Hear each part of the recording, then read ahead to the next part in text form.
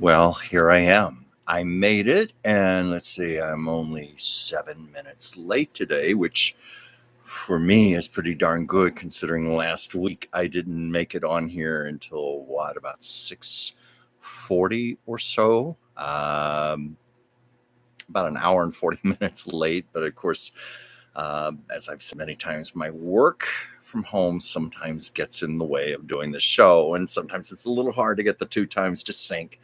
Today, I was actually very close to being on precisely at 5 o'clock. I'm still setting up here. Um, Typing in all the stuff. Any of you who have ever done a YouTube live, you have to type in your title and get set up and hit a few more buttons. And I hit something wrong. I tried to backtrack. It erased everything. So I had to start over again. So hence here I am. Hopefully some of you will start joining me soon. I guess I can babble about a few things in the next minute or two. It's hotter than hell here in Los Angeles right now. Let me see what it is right now. I haven't even checked the temperature. What? Well, according to this, it's 83 degrees and it feels a lot warmer. And I think a lot of that has to do, we're having extreme humidity right now. Hey, Chris, how you doing? We're having extreme humidity right now because of hi, Valerie, thank you for joining, some monsoon storm somewhere in the Gulf of Mexico. Yeah, Gulf of America, Gulf of Mexico, whatever the hell we're calling it. Or is it in the Baja region? But anyway, a lot of unbearable moisture and humidity has been coming this way. It's been hot, and I think it still feels really warm. One, I live in an upstairs apartment, a beautiful old 1941 building, 1941 apartment that I love.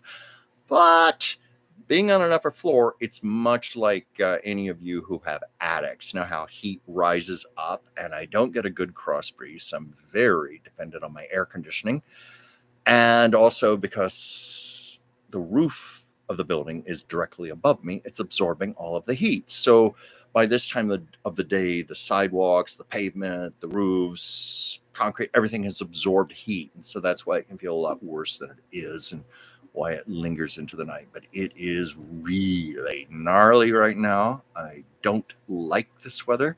I'm probably one of the few people on the face of the earth who does not like summer weather, who actually dreads summer. I mean, I loved it when I was a kid and all, but when you're grown up and you're working, it's like snow. I used to love snow when I was a kid, but when you actually have to drive in it to go to work, function in it, it's another story. I tend to run on the hot side anyway. I'm sure a Chinese herbalist or an acupuncturist would have a field day examining my tongue, because they look for things like heat you hold in your body. And often people who are type A, high strung, get stressed easily, tend to run on the hot side. Yeah, I have friends like this also. We're all hotheads. So it just, it doesn't agree with me. I like fall and winter. I like it to be cold. I like it to be brisk. I find that I can concentrate better. I just feel better. I feel energized by it. Hi, Andy. Thank you for joining. Oh, by the way, I know some of you cross over to my friend Anastasia Avalov's show at 7. We've even called our Mondays the double feature because the same audience for me tends to go over there. She's been feeling under the weather. So I sent her a text asking her if she wanted me to make an announcement, and I haven't heard back. So it's up to her. She may still do a show.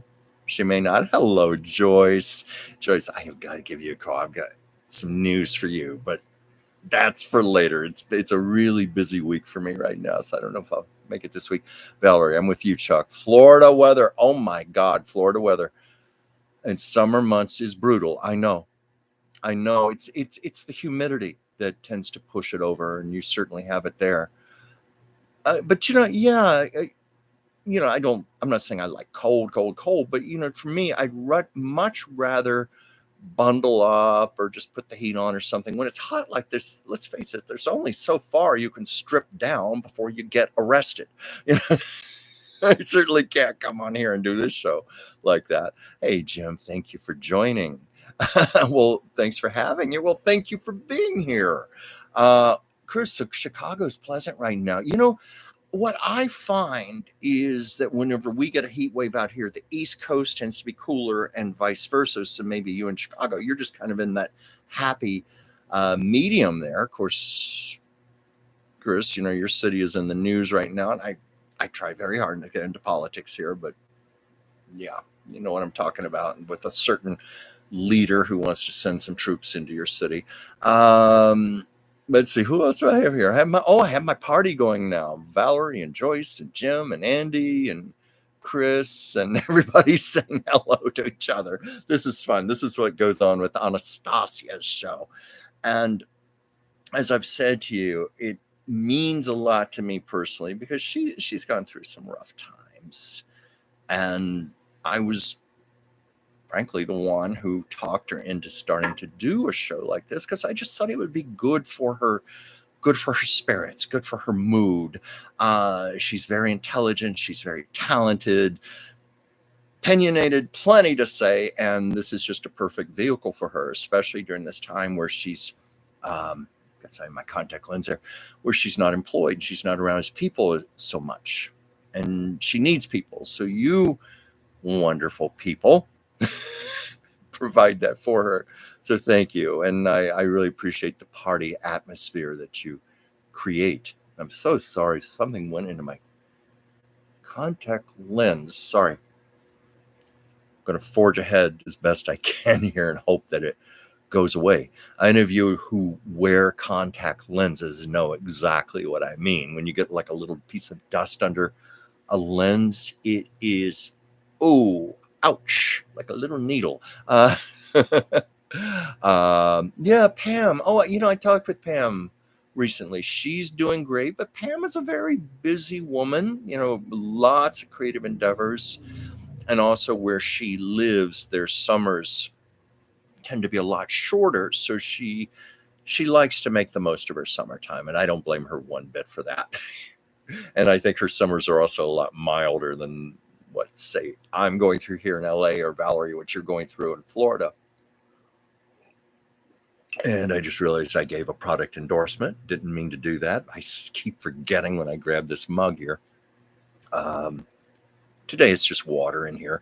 But my big toy, I treated myself to a toy a few months ago, an espresso machine. And I just love it. The sheer decadence of having that in my kitchen. And I don't mean one of those things with the pods and all. I'm talking about a real espresso machine where you grind your coffee beans and you temp it in there and you put it in and you extract it. And, you have to have all your little settings and all. It's kind of a fun little hobby, but I just enjoy it.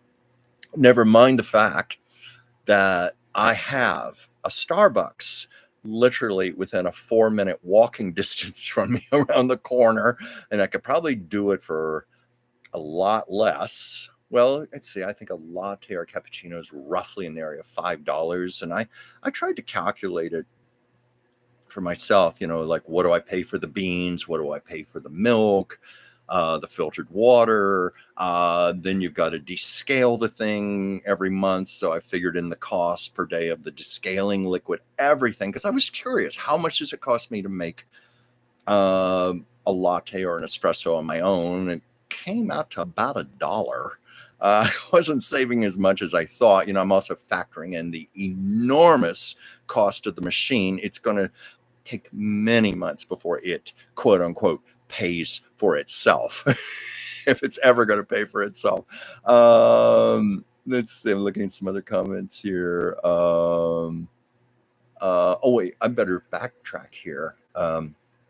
It's hard for me to keep up with these and read, but I saw something here. Yeah. Oh, Joyce, I'm so sorry. You got some bad news today. Your nephew passed away. I'm heartfelt sorry, my dear friend. I'm so sorry. Well, sending my love to you, Joyce. And we all are. It's Joyce, I'm, because you are a gifted astrologer, There's just some wild, wild times right now. Many people I know are going through some sort of chaos and cacophony right now. Um, Anastasia is feeling under the weather. Another good friend of mine is feeling under the weather also.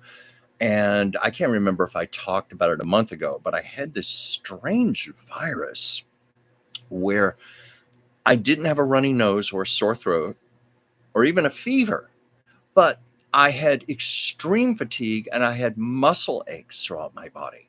Well, my friend said that's exactly what he's got right now. And I haven't.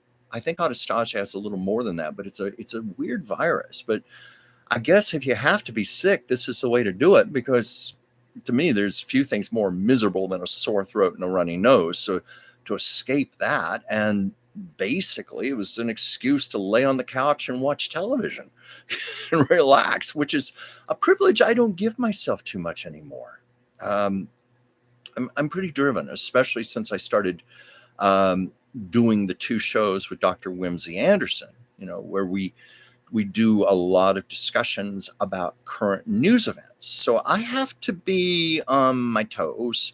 And I've learned it's not so smart to try to crash cram the day of the show or the day before the show. It's better just to keep up with everything throughout the week. So instead of watching television now, I'm listening to a lot of news oriented podcasts. I'm doing a lot more reading, such as the New York Times, LA Times, USA Today, just as many news sources as I can to get different sources. The news sometimes is hideous, hideous beyond belief, but I'm also a huge believer that we have to stay on top of these things because, unfortunately, I think our government doesn't want us to. I won't say anything more than that, but that's been my life lately. Lots and lots of news. I've been getting art commissions. In fact, when I finish this show, one of the things I have to work on tonight is sketching out the canvas for a painting that I have promised to someone. I was hoping to get it done by the end of this week, but I just don't know if that's going to be possible. I'm just going to try my best. And let me get back to some other comments here.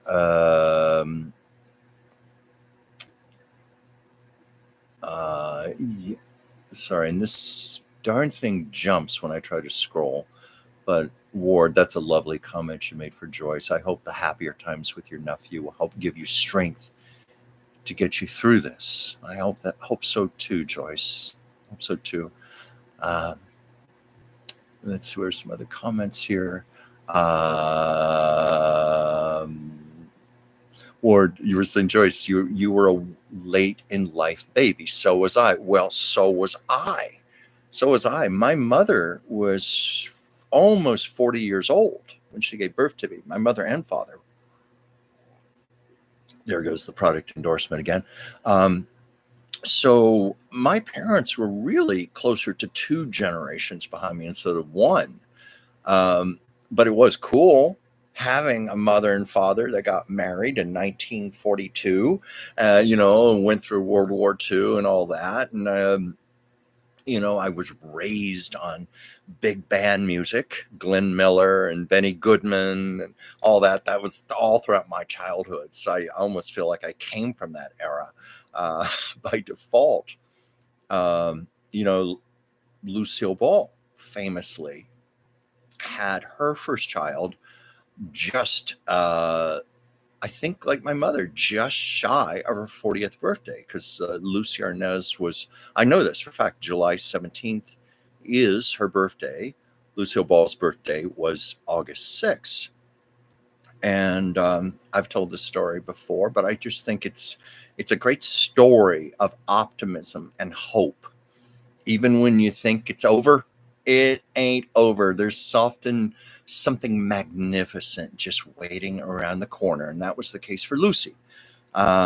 Age of 39, her career was falling apart. Her marriage was falling apart. Lucy was in deep despair because she had had miscarriage after miscarriage. I think she lost one baby at 5 months. And She thought at 39 it was over. She was never going to be a mother. Her dreams of being, shall we say, the greatest star in Hollywood, she didn't think that was going to happen because, when a woman in those days was almost 40 years old, it was like you were ready to start playing mothers and aunts, matronly roles. Your days as a leading lady were considered over. So she was in a lot of despair. Flash forward a year later, she gives birth to her very first child, and then something like 6-7 weeks later, about maybe 8 weeks later, she started rehearsals for a little TV show you may have heard of called I Love Lucy. And within 4 months, I Love Lucy shot to #1 in the television ratings. Lucy was a first-time mother, and she was literally the biggest star in Hollywood, because that was the era when the movie industry was starting to die off. And a lot of these actresses that she had idolized, like Ginger Rogers, Katharine Hepburn, Barbara Stanwyck, Joan Crawford, Bette Davis, they were also around 40, and their film careers were starting to wane. Lucy's career shot off into the stratosphere in this brand new medium that was eclipsing even the motion pictures. That's why I say she was literally the biggest star in Hollywood. So hold on to your dreams. Hold on to your visions. Little message from Lucy there. Let's see, where's some other comments here. Valerie, it will pay, you're referring to my espresso. It will pay for itself faster than you think. Not paying for Starbucks alone saves a lot. Well, I factored all of it in.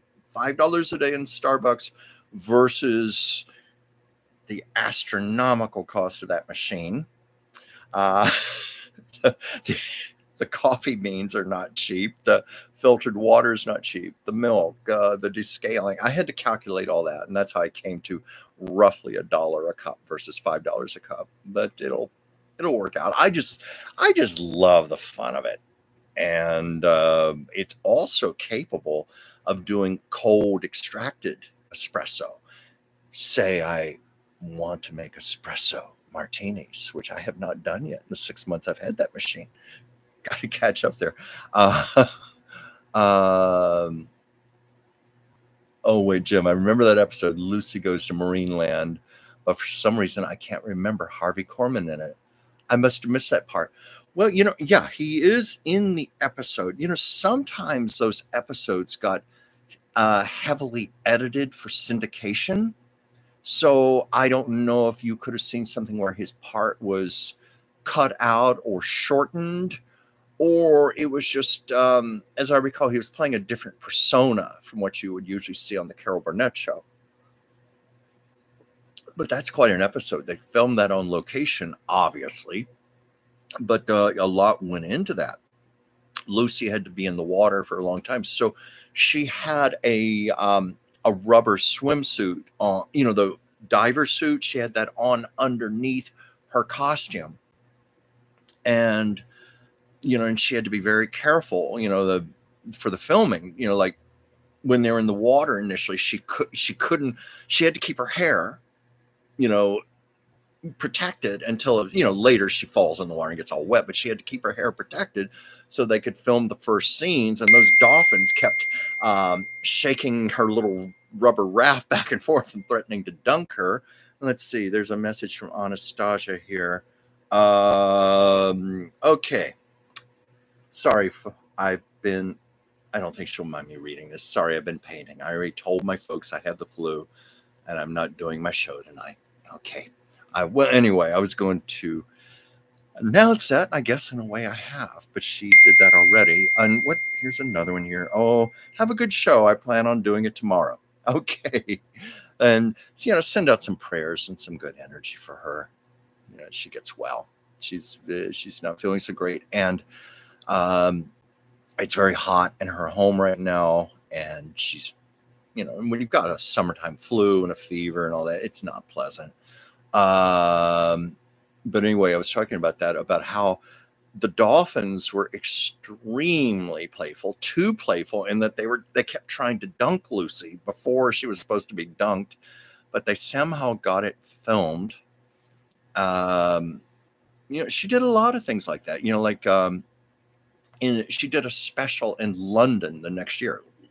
Lucy Goes to London or something. It was some original title like that. But in the middle of the Thames River, she and Anthony Newley were like on a little inflatable rubber raft. And you can see poor Lucy trying to protect her hair and all that humidity and all that rain coming down and moisture and fog. Everything was just falling on her. And she was trying to keep it together so they could film the scene.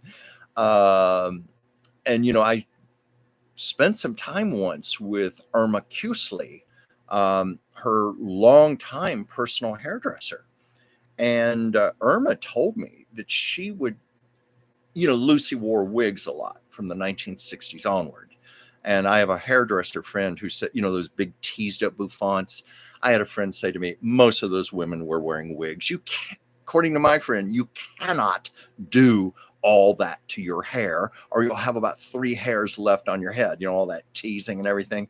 So Irma told me she would intentionally have like 3 wigs, at least 3 wigs on standby, because when Lucy would be doing stunts on her show, or she'd be perspiring, or she'd get wet or something, and they'd have to do a retake, well, Irma would come pull the wig off, put another one on her, and that's how they worked. I asked Irma about the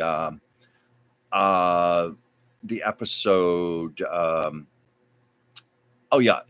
I Love Lucy episode, where Lucy was on the game show and they were doing those horrible things to her, like dousing water on her and eggs. And then the most horrible part, they poured honey over her head. We all know that episode. And I asked Irma about it. I said, Irma, how did you get that honey out of Lucy's hair? And Irma said, oh, it was a wig. We just pulled it off and we were ready to put another one on her if we had to do a retake. And if you watch that episode, you can see Lucy's clothes are a little thick because she had plastic on underneath and she has a scarf, obviously covering that up. And that was a wig. And she wasn't wearing her false eyelashes. And she was also wearing flat shoes instead of high heels, so she wouldn't slip. They planned everything for her safety, so it wouldn't be such a big deal afterwards. And Irma also told me about the grape vat episode. It was originally not in the script. It was originally not planned for Lucy to get dunked under the grape juice like that. And Irma said to me, had she only known, she would have insisted on putting a wig on Lucy, because Lucy, to get her hair color, her fabulous trademark red hair color, it was a combination where they bleached her hair and then they put henna on top of it. That's how you got that color. But the bleach made Lucy's hair very porous.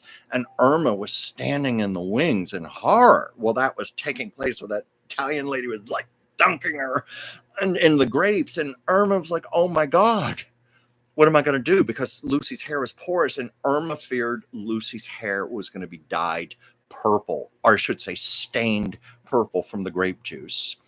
And as soon as the show was over, as soon as I finished, Irma took Lucy by the arm and took her into the makeup room and just put her head in the sink and started washing frantically. And thank goodness Lucy's hair was not stained, but Irma was really nervous about that.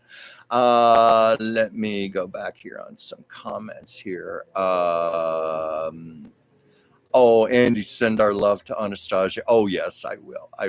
Well, I'll tell you what. I'm going to do it right now in front of all of you. Let me go on here. I'm going to do my little voice thing here. Hi, I'm doing the show right now, and everybody wants to send their love to you.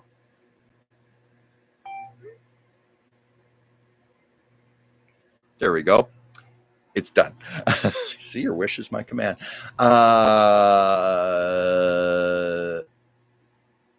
Oh, it looks like we got... Well, I'm not going to even dignify these lewd comments from somebody on here. At least I think those are lewd comments. Jim, yes, at the live stream, it looked like poor Anastasia was sweating pretty bad. She wasn't sick then, but I was mentioning earlier in the show, we've been having a nasty heat wave here, lots of humidity, and all she has is a little swamp cooler in her bedroom and some fans. Her home is really hot, so you saw her suffering on the show, but she wasn't sick just yet. But anyway, she loves your messages, and she just, you heard the ding there. What did she say? That was somebody else texting me. Oh, well, anyway, I'm sure she got the message. Let's see. Did Lucy ever get to meet Joan Collins during that filming with Anthony Newley? I don't know. I've never seen anything one way or the other. Now, I've met Joan Collins, and she's a wonderful, wonderful lady. I adored her. You know, this happens to a lot of actors. They get so identified with their characters they play on television. They're a persona. You know, there are a lot of actors who make a living basically playing the same kind of character. Holland Taylor, a marvelous actress. I've met her, but she has a certain persona that she's played over and over, like on 2.5 Men. What was that show? Private Practice, when she played the oversexed judge. When she did Bosom Buddies with Tom Hanks, she's made a nice living off that character. Joan Collins is forever known as the haughty, rich bitch Alexis Carrington Colby. And so I think I even had that in my head. And it was when I was in the health industry, she came in, and I spent about an hour with her. And she is down to earth, warm, sweet, and very easy to talk to. I can't speak more highly of Joan Collins. It was a delightful surprise. Jim, Lucy didn't seem to care about getting dirty, like when she was stomping grapes with that Italian woman in I Love Lucy. No, that's true. Even Desi Arnaz talked about that. If you've ever seen the clip from the Kennedy Center honors in 1976, when Lucy was one of the honorees, Desi had died 5 days before. It was a hard month for Lucy. Her television series, Life with Lucy, that was her attempt for a comeback, failed badly. It got canceled after only 8 episodes. And by the way, I was in the audience for one of those shows. One of the filmings got canceled after 8 episodes. And then about 2.5 weeks later, I think about 2 weeks or so, Desi died. And she knew this was coming. He was gravely ill with cancer. And there's a famous story of when they spoke the last time on the phone. I've told that before. I can bring it up again. But anyway, to get to the point here, Desi had died 5 days before Lucy was being honored at the Kennedy Center. And you watch the YouTube clip, Lucy is she's so emotional. So emotional. And I think it was Robert Stack came out and read a letter that Desi had written to be read there at the Kennedy Center Awards, because he knew he was going to be too ill to be there. And one of the things he said in that was Lucy could do the messiest of physical comedy, but never lose her femininity or her appeal. And that was so true. So true. But yeah, she didn't care about getting messy. She didn't care about any of that. You watch the long trailer, that scene where the trailer is stuck in the mud and it's stuck at an angle, and Lucy is going to bed and the trailer flips a little more and she goes out the door right into a big pile of mud. And then later in the movie, she gets this idea that while Desi is towing the trailer, she can cook dinner. in the trailer. And of course, the trailer's going over the place and flowers falling on her head and dough and oil. And it's a mess. But I think she relished doing things like that. Never bothered her. Of course, she also had, like her hairdresser and her makeup artist, and she had people to dress her and help her get cleaned up. So it was a lot easier too. And by the way, that Italian woman in I Love Lucy, there's a big myth that she did not understand English, and that's why things got out of control. That is not true at all. The woman spoke perfect English. She just got carried away. Overly enthusiastic. The same thing happened with a woman named Amanda Milligan, who worked here in Los Angeles at C's Candy.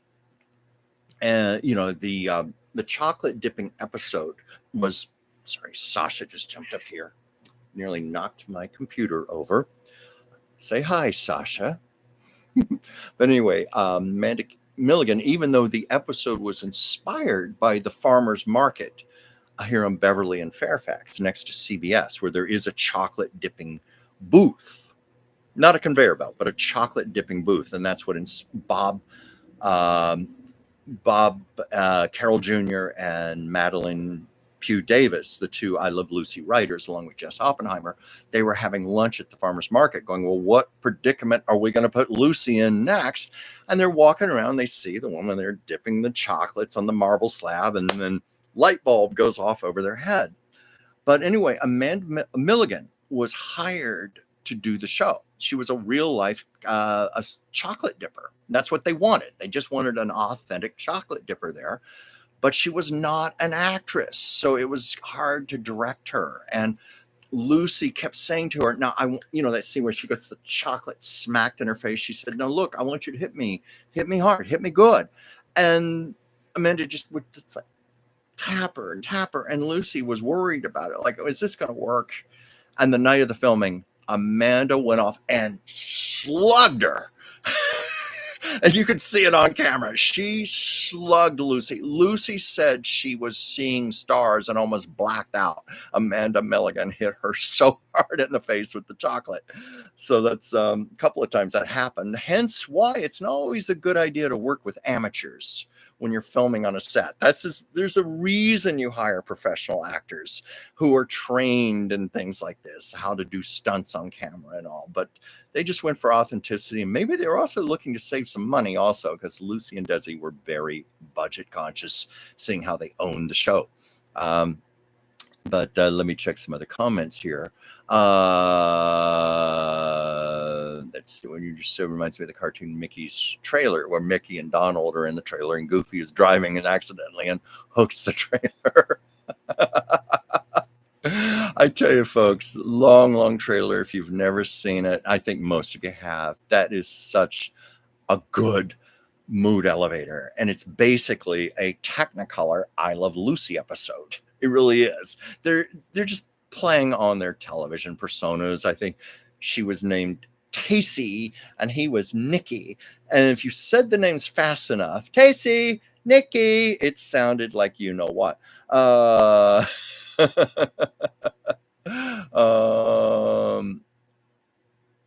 Oh yes, Ward, that's true. Miss Milligan was asked why she hit Lucy so hard, and she replied, well, that's what you wanted. Oh, and there's another one. I saw a video clip of Lucy telling this story about hiring Amanda Milligan. She said, here was this woman who had worked for 20 years on an assembly line, literally. Or not assembly line, but chocolate dipping. That's what she did. She said that's all this woman did for 8 hours a day, 5 days a week for 20 years. And, Lucy was like, how do you do that kind of monotony? But anyway, after the show, Amanda was asked, well, what did you think about working on I Love Lucy? And Amanda said, I've never been so bored in all my life. That was Lucy telling the story. Oh yeah, Lucy was tough. She took a lot on that show. Madeline Davis It was originally Madeline Pugh, and then there was Madeline Davis, and then I think later it was Madeline Martin. I forget. I think in her life she went by Madeline Davis. I met her a few times. Wonderful lady, very elegant, feminine, very sweet, and because she was the quote unquote girl writer on the show. Yes, I know that sounds sexist, but that was the term in the 50s, girl writer, kind of like Rosemary as Sally Rogers on the Dick Van Dyke Show, the girl writer. In fact, her character was based on Madeline Davis. But Madeline, being the only woman, it fell to her to test the stunts out to make sure they were safe for Lucy. So in other words, Madeline was considered more expendable than Lucy if one of the stunts didn't work out. But she had to test everything beforehand. And sometimes that meant things like being rolled up in a rug, having icicles stuck on her face. I forget some of the other things. I think Madeline had to be that episode with the helicopter, not really a helicopter, but where Lucy was lowered down on the ship. I think Madeline had to test that stunt out first. The one thing I asked Madeline, I said, Madeline, when they poured all that honey over Lucy's head, did you have to have that happen to you? And Madeline said, oh, no. Thank goodness. That's what she said. Thank goodness, no. I didn't have to do that, but she did test a lot of it. And Lucy trusted that. She trusted that writer. She knew, because sometimes she would look at something in a script and go, really? You want me to do that? And Desi would say, honey, Madeline tested it out. It's okay. You'll be fine. Oh my gosh. Andy, do I know anything about the actress Barbara Hershey? I don't know a lot about Barbara Hershey. I mean, obviously had a great career. I know her primarily from Beaches with Bette Midler. I wish I could tell you more about her. But let's see here. I'm trying to backtrack here. So I can get these statements to hold still. But yeah, I mean, she is a good actress, and I'm sorry I can't think of more things that she has done because I know she's had a prolific career. Oh yes, I knew that Barbara Hershey had changed her name to Barbara Siegel for a while. I had read that. And her son by David Carradine was called Free Seagull, but later became Tom.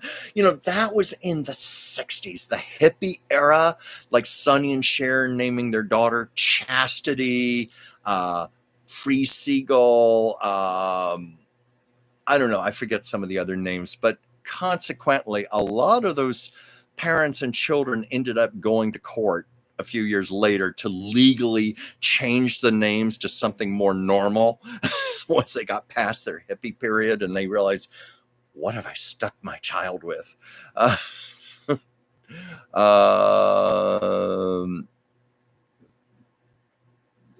see, I'm looking for some comments here. Let's see. I love Barbara Hershey. She played Cora on the show Once Upon a Time. I know that show. I never watched that. No, was Barbara Hershey in Yours, Mine, and Ours? And also, I don't remember Tim Hutton being in Yours, Mine, and Ours. I wonder if you're thinking of, oh my gosh. Oh, it's on the tip of my tongue. Similar actor. He was on The West Wing. He played the vice president. Brain fart here, and I know the name very well, but it wasn't Tim Hutton. But Yours, Mine, and Ours, that's another fabulous movie of Lucille Ball's.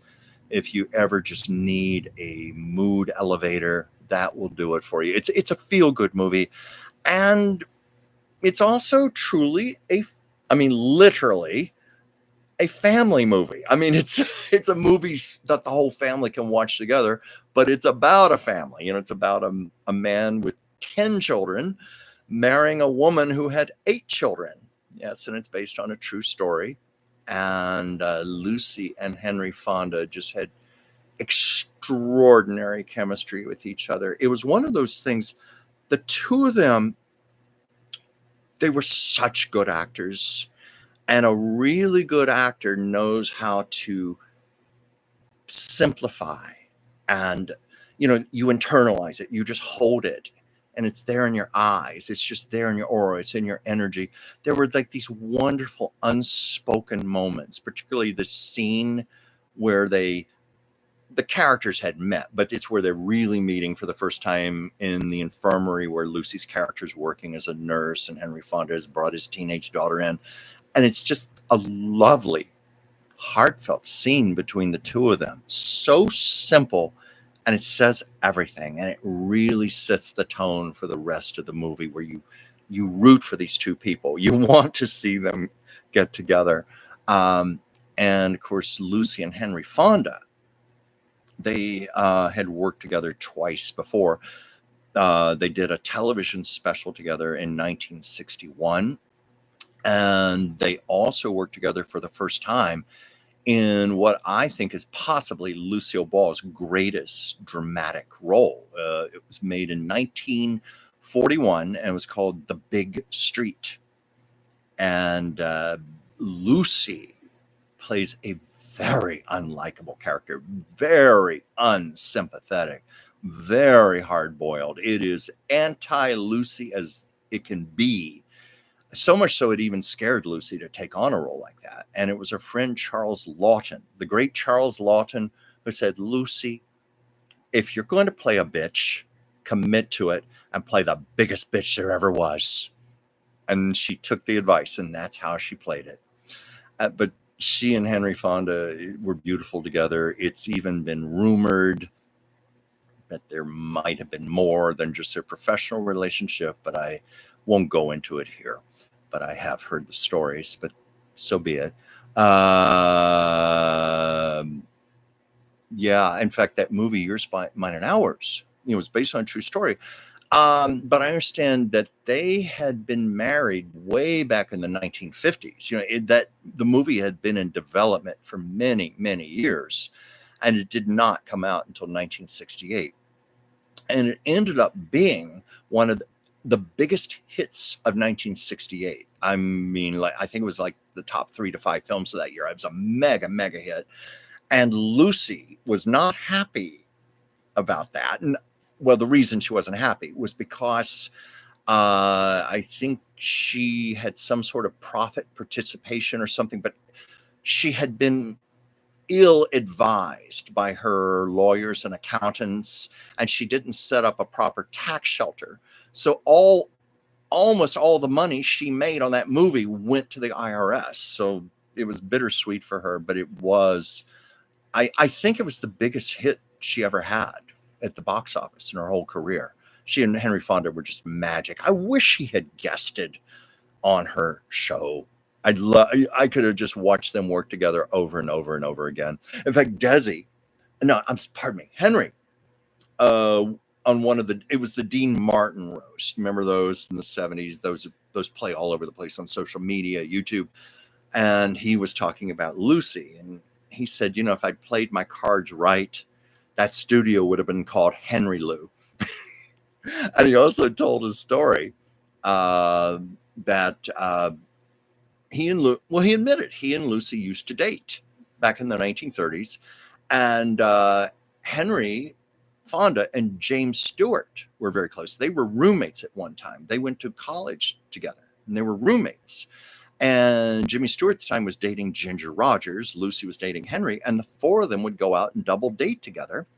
And they used to go to a place called Barney's Beanery in West Hollywood. And my apartment, when I used to live in West Hollywood, was just like a quarter of a block away from Barney's Beanery. I knew it very well. And Henry told the story, how they had been up all night, and they went there for sort of a breakfast type of thing, and the sun was coming up.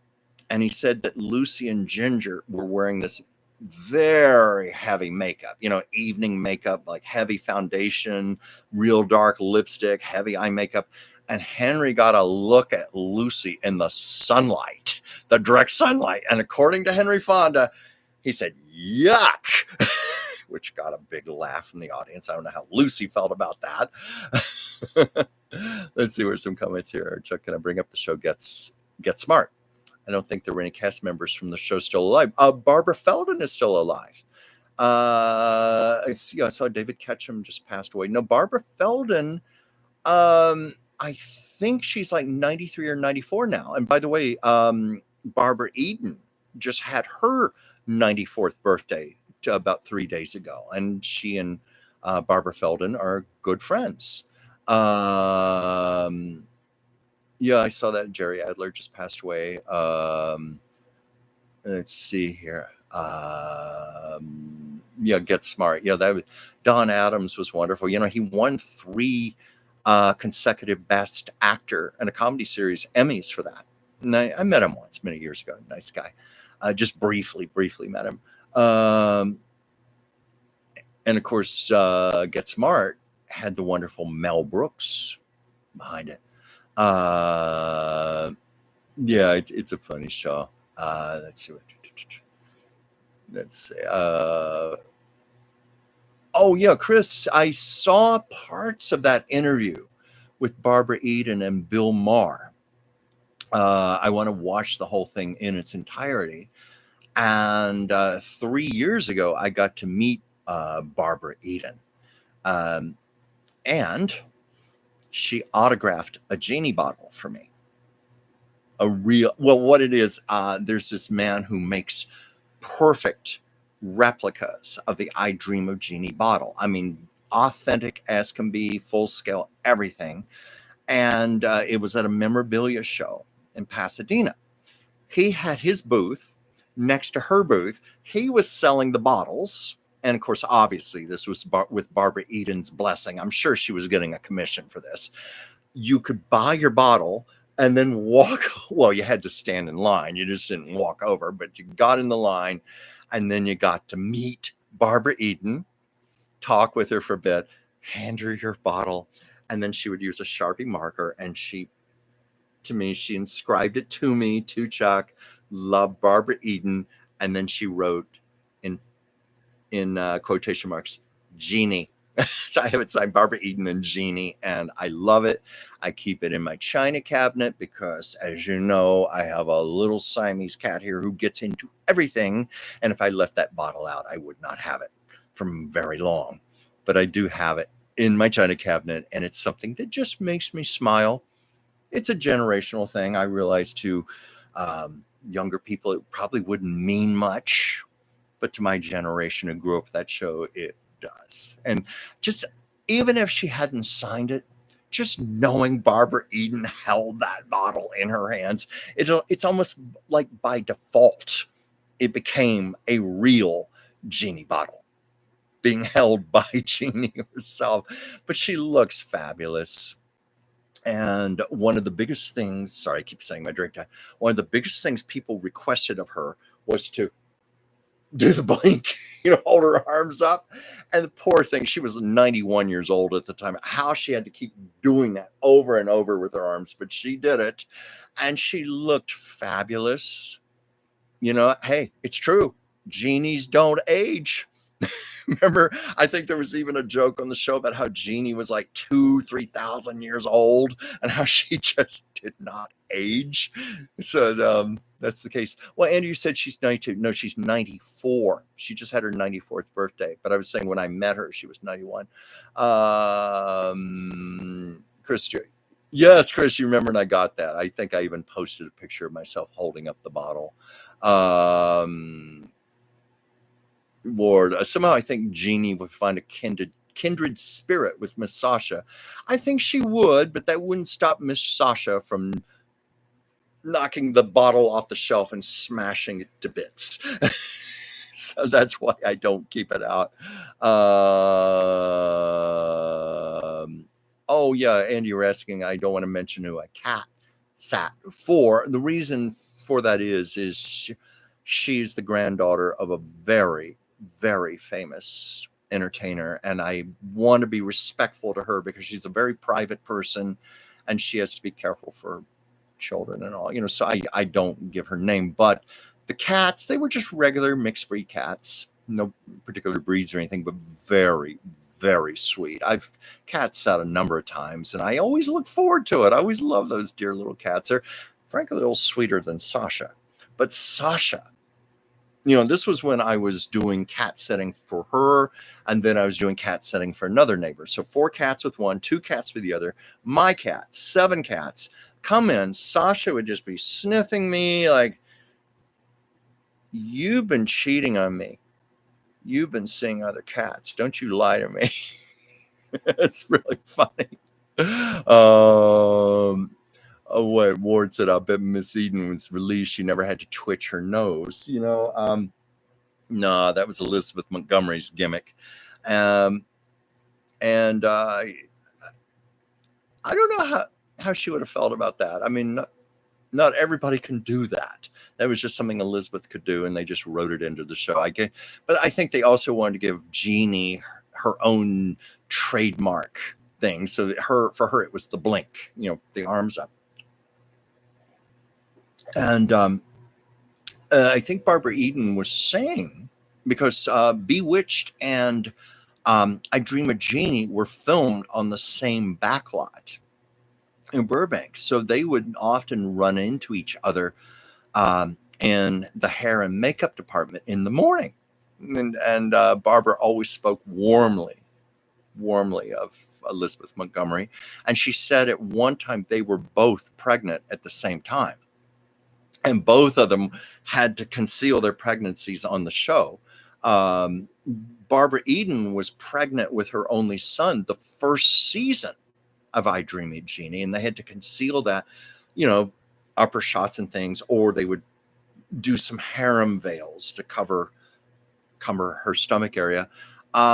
If I am not mistaken, in Elizabeth Montgomery's case, they wrote her pregnancy into the show. That's how Tabitha came to be born. That was her real life pregnancy they were utilizing on the show. And also, I'll tell you a little something interesting. I learned this not too long ago, that one of the writers for Bewitched was moonlighting by writing for I Dream of Jeannie also. Hence, have you ever wondered why there were so many similarities? Bewitched with cousin Serena, I Dream of Jeannie. It was Jeannie's brunette sister. A lot of similarities. And when the producers of Bewitched found out, he got fired. Now, I don't know if he ever wrote for I Dream of Jeannie again, but that could be one of the reasons for so many similarities. Plus the fact they were filmed on the same backlot. Barbara Eden and Elizabeth would see each other in the mornings. So there, it couldn't help but spill over energetically.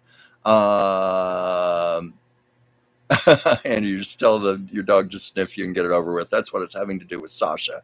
But she knew. Oh, hi, Red Rose. Thank you for joining. But I said, Sasha, get over it. It's okay. Rose, Red Rose, thank you. I appreciate you coming back to watch over. That's one of the things I've found with this show. I get a lot more people after the live stream is over and it's just in the archives. That's when the numbers tend to go up. That's why I sometimes feel bad, like in the beginning, like first few minutes where I'm just kind of jabbering away because I'm waiting for people to join on. It doesn't always make for the most professional and cleanest looking show. Chris, did I ever meet or run into Michael and Sarah? No, I know he was Barbara Eden's husband. No, I never encountered him. The son was very, very tragic. He was heavily involved in drugs, and he died of an overdose. I don't know if he was in his late 20s, early 30s, but he was Barbara Eden's only child. It was quite devastating. She had a lot of tragedy around that. I think I saw, if you remember that old series on the A&E network called Biography, they did a 2-hour biography of Barbara. And one of the things I didn't know about her is that she gave birth to a stillborn child, a second child. And I think she knew in like her 7th or 8th month the baby was dead already, but she had to, you know, give birth to, is that the correct terminology? Forgive me if I'm wrong, because I want to be respectful here, but basically go into labor and have the stillborn baby. And I can only imagine how heartbreaking that would be. I just couldn't fathom what that would be like. Yes, Ward, you mentioned this here after I did. Her son Matthew died in his 30s from an overdose. Yeah, I knew his father was also devastated. I read Barbara's autobiography, and she said that she and Michael together were going to therapy with their son, AA. I don't know if it was AA meetings or whatever group meetings, therapy, drug related for their son. They were very, very much together on that and in support of their son, very united. And there was even one story Barbara told when he was unconscious from drugs. This was another time. Barbara was with her daughter-in-law and her daughter-in-law's mother, and the son was very big. He was a bodybuilder. I think he was like 6'4", weighed like 250 pounds or something. And these 3 small women had to pick him up and carry him so they could get him in the car and get him to the hospital. But poor Barbara, I mean, she's had some tragedy in her life. She was so lovely when I saw her at the memorabilia show. She did a question and answer with the audience, and she was so delightful. Her mind was so sharp. 91 at the time, mind so sharp. Her voice still sounded like Jeannie. Standing back at a distance, still looked like Jeannie. I mean, just amazing. And she had the most lovely things to say about Lucille Ball.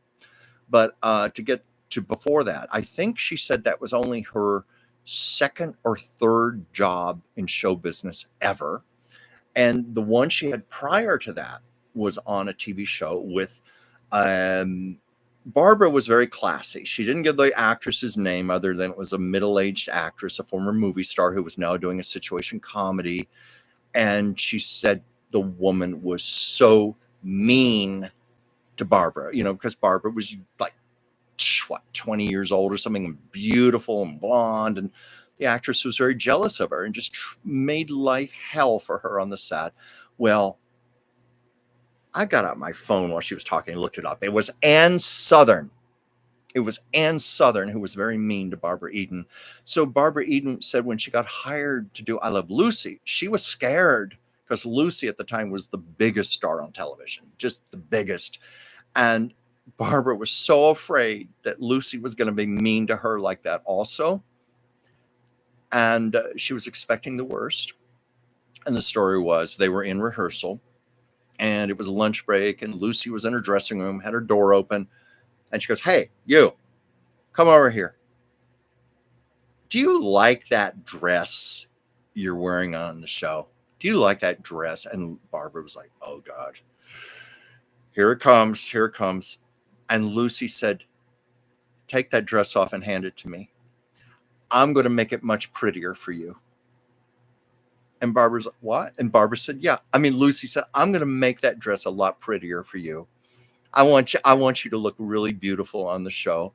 And Lucy, during that week of rehearsal, during her breaks, would be in her dressing room, hand sewing sequins onto the dress that you see on I Love Lucy, when Barbara Eden at the country club dance. Lucy personally put all those sequins on that dress because she wanted Barbara Eden to look really pretty on the episode. And Barbara Eden said Lucy was so loving and so motherly to her, and she never forgot that kindness and that confidence that gave her to go on working, because what Ann Sothern did to her, frankly, shot her down and discouraged her deeply. Now, she didn't say Ann Sothern. I'm saying Ann Sothern because I looked it up. That was the show before I Love Lucy. Playing them. Where's some other comments here? I love the Genie in Hawaii episodes. Yeah, I knew Michael and Sarah played on several episodes. What was it? The Blue Gin, I think they played. Forgive me if I have that wrong. I have to confess, I need to catch up on my I Dream of Jeannie. I haven't watched it for a while. Mindy, Michael's last wife might still be living. I'm not sure. I don't know. I think Michael passed away, but I'm not I don't know. Andy Armis Brooks. Oh, no. That wasn't the show. You're thinking of Eve Arden. No, this was a show called Private Secretary with Ann Sothern. Yes, Ward, the irony is that Ann Sothern had taken Lucy herself under her wing when Lucy was still an unknown talent. The difference was that was back in the early 1930s when Ann Sothern was a big star. She was beautiful. She was young and beautiful, and maybe she didn't feel so threatened. I think in the 50s when she was becoming middle-aged, Ann Sothern also put on a lot of weight. I'm not trying to be mean here, but she did put on a lot of weight. And that's, if you ever watch the episode, she's always dressed in black. That old saying, black makes you look thinner. And they never, and I read this is true, they never filmed her from the waist down. They purposely had her behind filing cabinets, behind desks, or the camera angles. They did everything they could to try to make her look slimmer. But she did have a weight problem at that point. I think there was a lot more insecurity at that point when this beautiful young woman came on the set. Though I can tell you a story there. It's not too flattering to Marlo Thomas, but it goes on. I know an actress. She's been in the business for many, many years. And she said back in the 1960s, when she was about 18 years old, beautiful, blonde, gorgeous, 18 years old, she was hired to do a small role on That Girl. And according to her, they were lighting the set and all, and she was all in place on the set to ready to start working. And Marlo Thomas came out from her dressing room, took one look at this beautiful young blonde actress, much younger than her, and said, "I want her gone. I'm going back to my dressing room, and she better be gone when I get back." And my friend, I'm not giving her name, but my friend said the assistant director came up to her and apologized profusely. I said, "We are just so sorry. We're going to pay you. We're going to pay you for your work, but we do have to send you home. We're so sorry." So that goes on a lot. And, actresses many times will feel threatened when there's someone prettier and younger on the set. They don't want that competition. I'm reminded of a story. I think, it was an actress named Carol Wells. I met her, and the movie Funny Lady with Barbra Streisand, the sequel to Funny Girl. Well, Carol Wells has something like third or fourth billing on the movie posters. But if you watch the movie, you blink your eyes and you miss her. She's on screen for a matter of minutes. And I asked her about that. Well, actually, I didn't even have to ask her. She brought it up. She said, the reason for that? It was my part was much, much bigger. I even had 3 songs that I sang in the movie, and it was in my contract to get third billing or third or fourth billing. And she said, Barbara had my part cut out of the movie. She said, most of my performance ended on the cutting room floor because of Barbra Streisand. Barbara, I guess she saw this woman who was blonde and beautiful and much younger, who could sing really well. And, never mind, we're talking about the great, great Barbra Streisand, the greatest, possibly one of the greatest singers of the 20th century. She did not want competition, and she had her part cut out. And I think the same thing happened to Anne Francis and Funny Girl. She has pretty near top billing, and she has maybe 5 minutes of screen time in the movie, and that's what happened. Not to impugn Barbara, because I love Barbara, but she's human. Let's see, Ward, Miss Southern had a severe bout of hepatitis in the late 40s that permanently messed up her metabolism. I think I had read that, but I know she worried greatly about her weight and how she looked on camera, as most of those actresses did, because their face, their figure, that was literally their fortune. talent also, of course, but it was also their beauty. So I think that was hard for someone like Ann Sothern, and hence the jealousy toward Barbara Eden and the resentment. Well, Valerie, I that's just one story about Marlo Thomas. I don't know how insecure she may have been, but this was just a personal account told directly to me by the actress. Yeah, Marlo just wanted her off the set. They should have let the other actress go who said that. Yeah. Oh well. Yeah. But yeah, Joyce, that girl. I had not watched that for many years, and it was when it got released on DVD, and it was so much better than I remembered it being. Very classy show, really good writing. She and Ted Bessel had fabulous chemistry. Now, Ted Bessel, I met him many times when I was in the health industry. He was one of my clients. Very, very sweet man. Just nice as could be. And he had two cute little girls he'd bring in, and he died young, had a heart attack. There are differing accounts of his age. Some say 65, some say 61.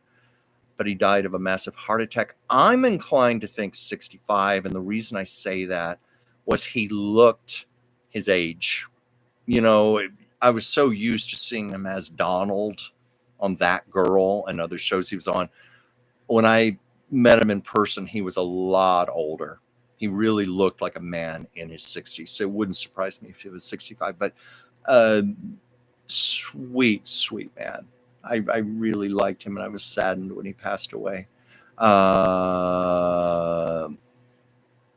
Let's see. Where's some other comments here? It needs to be mentioned that Miss Thomas got so many letters, and among the fluffy fan mail were pleading letters from battered wives and pregnant teens asking her help. Yes, on the DVDs, there's some wonderful interviews with Marlo Thomas, and she discussed that fact. She would get these letters, and Marlo Thomas felt a tremendous sense of responsibility. So she would go out and actually consult. She would find out, how can I get help for these people? How can I learn more about this? Who can I talk to? Can I talk to therapists about this? Doctors, so she could give authoritative advice to these women who would write her, or even direct them to places they could go for help. This was the pre-internet era and everything. So that was a very good deed she did. I don't mean to impugn Marlo Thomas, because I believe she is a good person. She's done a lot of good for people in her lifetime. She's just a human being, and as human beings, we are flawed, and we have different sides to ourselves that are always the nicest. But yeah, that was a good side of her, that she did that for people who would write her. Anyway, Miss Thomas said that when she tried to find help for these correspondents, she discovered that there was no safety net, and that is why she became an advocate. Thank you for throwing that in there. That's basically what she did do. She became an advocate, and she and Phil Donahue they were soulmates. Talk about a match. Two people with causes, and great communicators, and they found each other. Let's see, Andy. When I went to Graceland with my parents, I really wanted to meet Priscilla and Lisa. Then also wanted to meet Marlo when I went to St. Jude's with my parents. I always loved visiting where Danny Thomas was. Yeah, certainly they went there enough times. And of course, Marlo Thomas basically took over for Danny Thomas when he passed away. So, she spent a lot of time, St. Jude's in Memphis. Pardon me. It's really hot. I have to keep hydrated. But I remember in her book, she wrote an autobiography. It's not a very revealing autobiography. In fact, it's a very thin autobiography, because she ended up splitting her story with other comedians, having them tell stories. I think it's because Marlo didn't want to she didn't want to talk about her private life too much. A lot of people don't want to write autobiographies, but they feel obligated to do so. But she told the story of how Danny Thomas said to her, and her sister and brother, look, you are under no obligation to take this over from me. I do not want you to have guilt. If you decide this is not what you want to do, you are not expected to take this over. And Marlo said, well, quite frankly, the three of them were like, well, no, we don't really want to take this over. We can't do this. But they had to go to St. Jude's in Memphis for some sort of business meeting or something. It was something to tie up loose ends after Danny Thomas passed away. And that's when they saw the children. They saw those children going through Ball, going through chemotherapy. They started talking to them, and Marlo said there was no way, and her brother and sister concurred, there was no way they could not take over their father's role. And I think Marlo's brother Tony said, damn it, Dad knew what he was doing. He was doing reverse psychology on us because he knew that we went here. There was no way we were going to turn our backs on these children. And that's how they got involved. And Marlo, I know she's about 87 or 88 now. And of course, she lost her husband, Phil, last year. She's been out of the public eye, but I know that she has worked passionately and diligently in raising funds for St. Jude's. And it is very much her cause just as much as it was her father's. And she said even in her father's lifetime, it was when Marlo became a star in her own right with that girl. Danny was thrilled because he could send Marlo out on fundraisers and things now because she was a star just like him. So he could use her for that. And it was at her wedding to Phil Donahue when Danny was giving the toast. He said, I haven't lost a daughter. I've gained a fundraiser. And Phil knew. Phil even said later, he said, I didn't just marry a woman. I married a hospital. He had to be part of it also. But I know they loved it. It's a great, great cause. I don't give to too many charities, but I do give to St. Jude. I do believe in the cause very much. Let me check some other content here. Yeah, I knew that Danny was buried there. What was Joyce? I missed your call to Anastasia. Can someone fill me in? Oh, yeah, earlier. Anastasia said she had made an announcement. She won't be doing a show tonight because she has the flu. And she's hoping very much she'll be well enough for tomorrow. But, excuse me, I had to belch here. Someone said, please send our love to Anastasia. So I got out my phone and I typed a little text to her and that you all love her. And I know she appreciates that. But no, she's not going to do a live stream tonight. She's going to try very hard tomorrow, Andy. What was this, Andy? I don't know if I ever will because Mom is not up for traveling and Dad passed away in 2015, which will be 10 years this New Year's Eve that he passed away. 6 a.m. Yeah, my dad passed away in 2009 and my mother passed away in 2003. And I know what you mean. It's just time goes so fast. Can't believe basically I've been an orphan all these years, you know.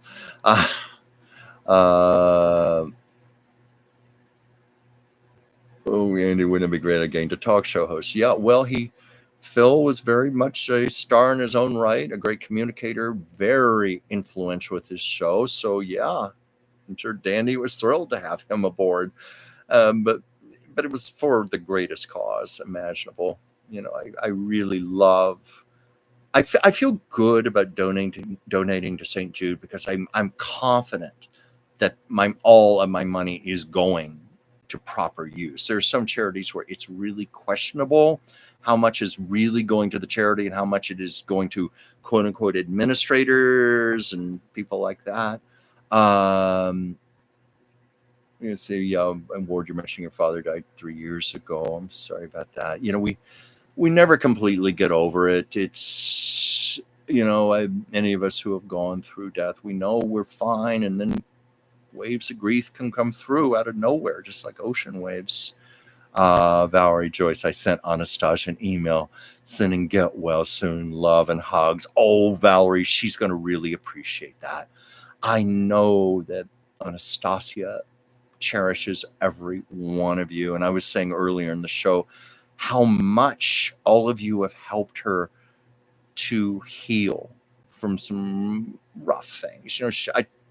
She's open about this. She lost her job and she got dumped by her asshole boyfriend 5 days later, or it was 5 days before, 5 days later. It happened the same week. And Anastasia, as you know, is a very, very sensitive soul. And it just ripped her heart out. And she's been working hard to get over that. And these YouTube shows that she does with you lift her spirits more than you could ever know. Or maybe you do know, because I certainly see it when I watch her. I just see her blossom like a flower opening up. Let's see. What was this word? Mr. Donahue was sincere and caring about his guests and the audience members, unlike so many others. And I'll leave it at that. Yeah. No, well, here's the thing. It was my acting teacher, Dee Wallace. Whether it's acting or just hosting a talk show, or frankly, doing something like this. Dee Wallace always said to us, you can never, ever lie to the camera.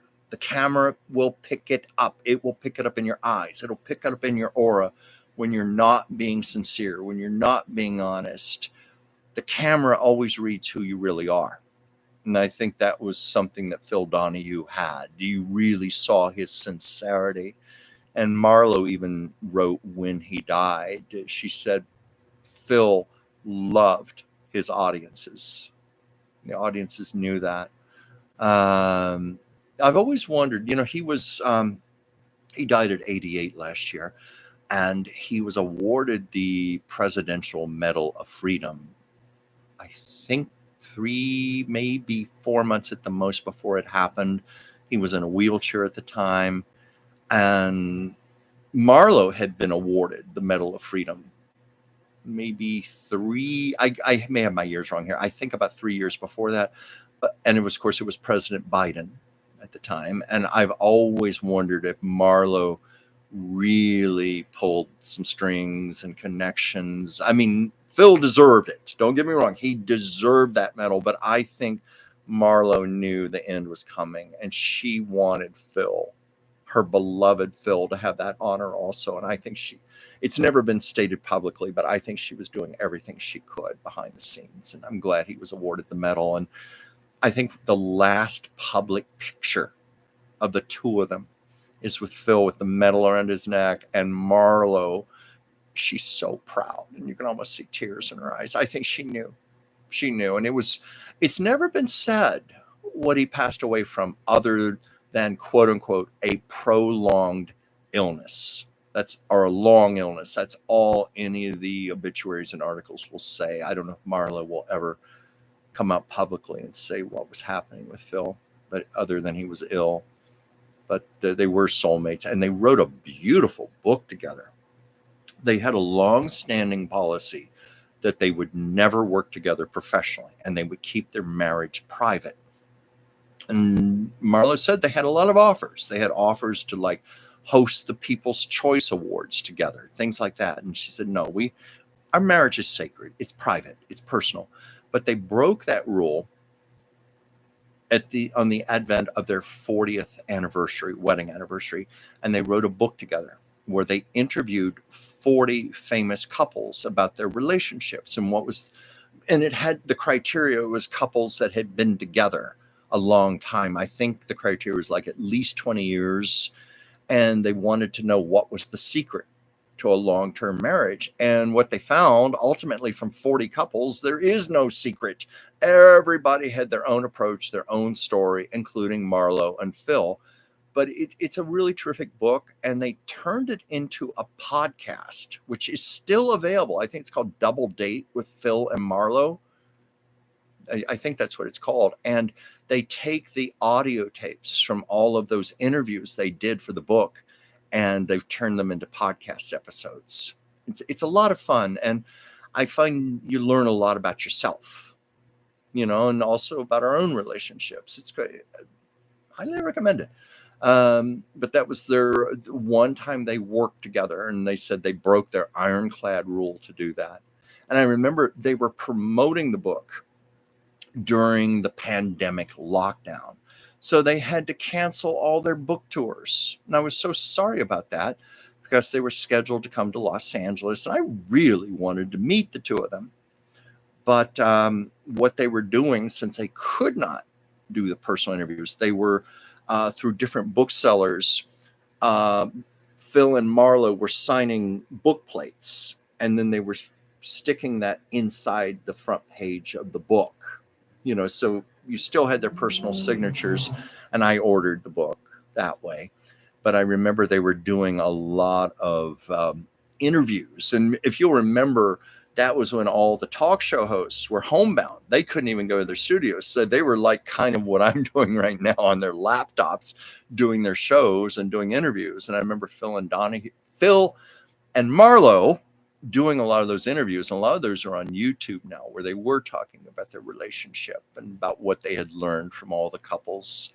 And they were doing some cute things during the pandemic, like Phil and Marlo in the kitchen cooking together. Marlo's mother was Italian, and so Marlo was giving tutorials on how to make authentic Italian tomato sauce for the pasta, and there was Phil breaking the pasta and chopping up the onions and the garlic. It was really cute. Let's see. I better get back to some comments here. Andy, you're asking about where Danny is buried. I don't know if he's in a mausoleum or crypt, or if he's buried on the grounds. I really don't know, but it's pretty easy to look up, his burial site. But I think it's lovely that that's where he is buried. Andy, I wonder if Chuck has any interesting stories that she has on her show, meaning Marlo. Gosh, I'd have to think about that. I certainly had that unflattering story to tell. And I'm trying to think. I mean, I know she told a lot of great things in her interviews on the DVD sets.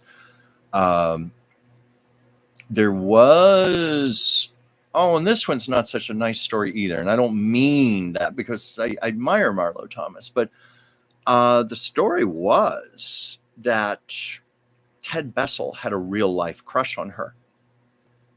And Marlo was, no, this is not a good idea. No.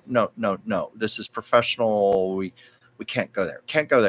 But the story is Marlo, the actress, knew that it worked really well on camera. The chemistry between Anne-Marie and Donald, that underlying chemistry. So some have worked on the show have said that Marlo did not dissuade it as much as she should have. She kind of led him on because she knew it was good for the show and the characters. And I know that's not the nicest story to tell, but I have heard that, and I heard it broke Ted Bessel's heart ultimately. And I, having known him myself, I know what a sweet, gentle soul he was. So anyway, there's that. And of course, there was a reason they never got married. They did get engaged, the characters, I better clarify that, characters, but they never actually married because Marlo Thomas said she was purposely trying to avoid stereotypes, because all those shows back then, eventually the characters got married. Like I Dream of Jeannie, Tony and Jeannie eventually got married, things like that. She said, I did not want to end that show that way because she wanted to send a message to young girls. You don't have to get married to be happy. You can have a career. You can have a fulfilling life on your own. So that was the message she was trying to send. In fact, Marlo Thomas herself was adamant she was never going to marry. She said, I never wanted to be restricted like that, held in. I never wanted to get married. And then she met Phil Donahue on the show, met on his show. It's legendary. There are clips of that you can find on the internet, on YouTube, of the two of them flirting on the air. And they were married 3 years later.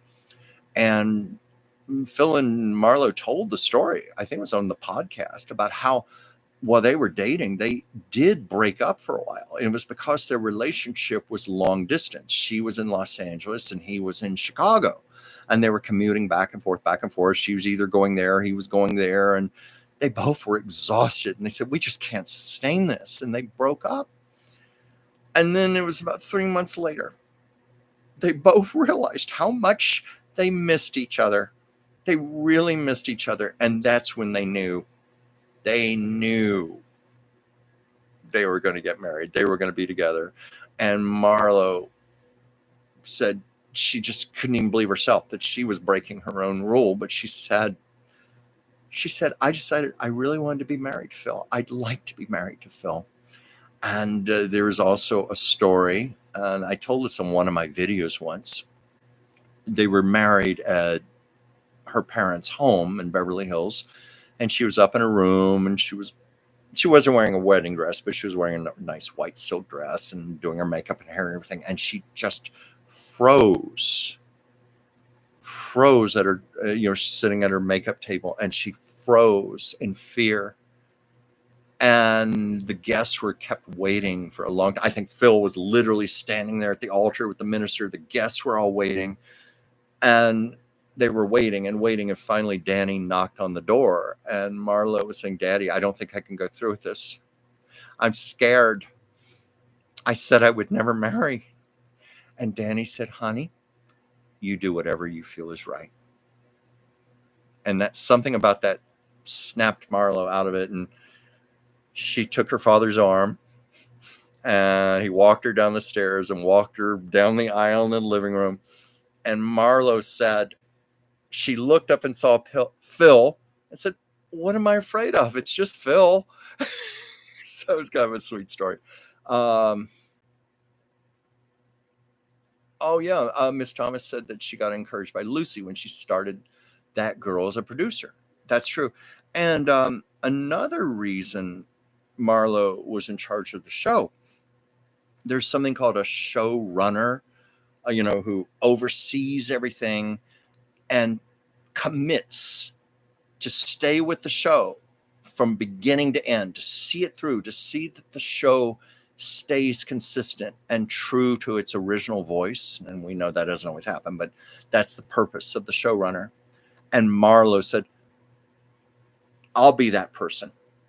I'll be that person who stays with the show to the end and sees that we keep the show in its integrity and according to its original voice. And that was part of the reason she wanted to produce. But yeah, Lucy and Desi both owned the shows, produced, and it definitely set the stage for her. And I think Danny Thomas did the same thing.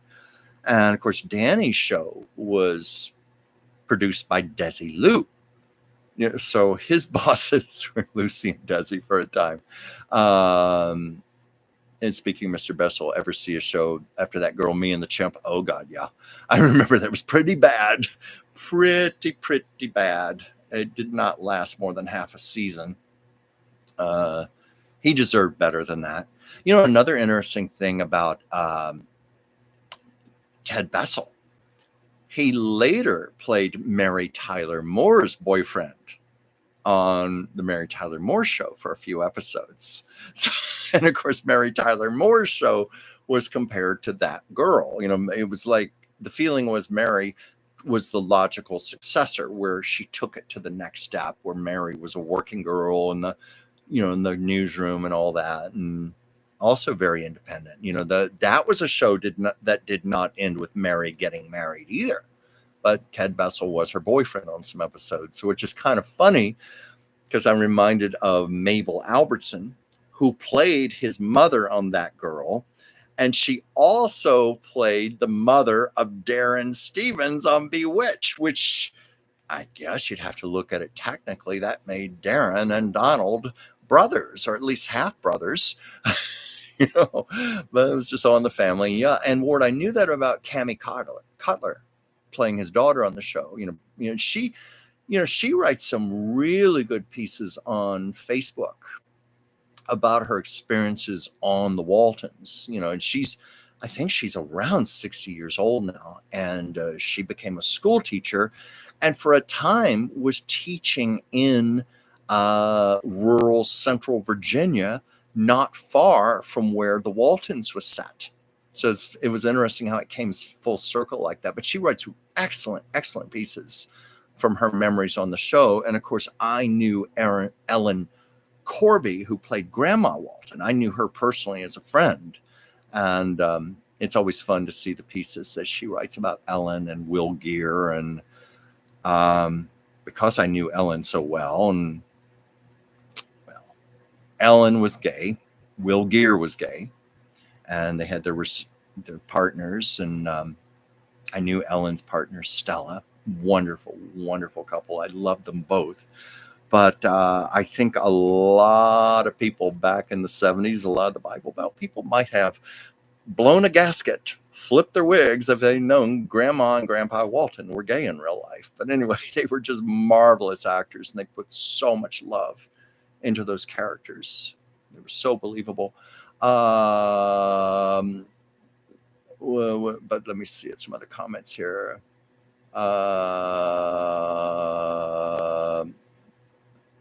Yeah, you can find a lot of obscure shows like that on YouTube. Even if it's just one episode, there'll be at least one on there.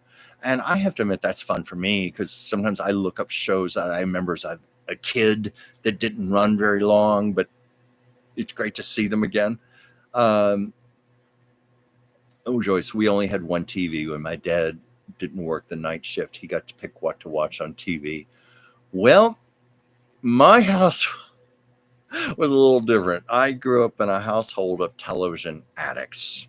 My mother and father, well, especially my mother, but they kind of passed that down to me to a degree. I don't watch much TV now, but as a kid, I grew up with it. I've told this, how our television would be on first thing in the morning with the Today Show, and then there would be the game shows, and then there'd be my mother's soap operas, and then I'd come home from school, and then there'd be the syndicated shows like I Love Lucy, Gilligan's Island, I Dream of Jeannie. I watched all that stuff, and then there would be dinner, and then there'd be the evening news, and then there'd be primetime shows right up until Johnny Carson and bedtime. I mean, it's amazing we didn't burn out televisions faster than we did. We had a TV in our basement recreation room. We had a TV in our kitchen. I had a portable television in my bedroom. And then we had our big color TV in the living room. And that was the one maybe I had to fight a little over if I wanted to see a show in color. Yes. The other TVs were black and white. Yes, I'm that old. Black and white television. Oh, yes, I knew that word about Miss Albertson was also the mother-in-law of Cloris Leachman. Her son George England was, which means for a time her son George England was the son and husband of performers who played annoying women named Phyllis in the 70s. Yeah, playing an annoying woman named Phyllis in the 70s. Yeah, I knew that. That was quite amazing. And Mabel Albertson just built a whole career out of playing either somebody's mother or somebody's meddling mother-in-law, as she was to Samantha Stevens. I still remember the time Serena turned Mrs. Stevens into a cat. Remember that one? But Cloris Leachman, God bless her. I met her so many times, and it was always by accident. We kept running into each other where it got absurd. And one of the times I was on the Warner Brothers lot and I ran into her. That's when she was doing a guest appearance on 2.5 Men.